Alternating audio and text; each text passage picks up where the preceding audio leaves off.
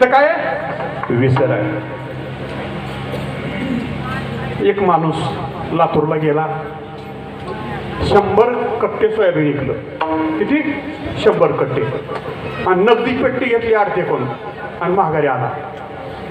आणि येताना त्याचा खिसा कापला. असं कापून कोणाचं? आपण कीर्तनातल्या द्रष्टांतातल्या माणसाचा खिसा कापला.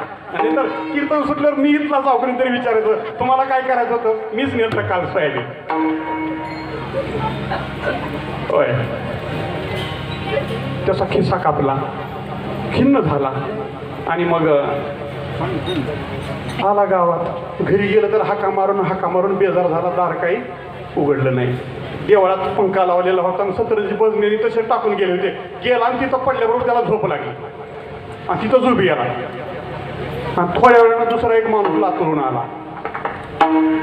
त्याला 10 लाखाची लॅटरी लागली आणि सगळे पैसे खिशात घालून आलता. आम्ही त्याला म्हटलं, हे न झोपला तर आपण बी इथं झोपावं. आणि दोघं बी झोपले आणि ढर घुरू लागले तिथं. एकाला अति दुःख झाले. बरोबर आहे का? एकाला काय झालंय? अति दुःख झालंय. 100 कट्टे सोयाबीनची पट्टी गेली, त्याला त्याचं दुःख आहे. आणि एकाला अति आनंद झाला, 10 लाखाची लॉटरी लागली. दोघं बी एका सतरंजीवर झोपले.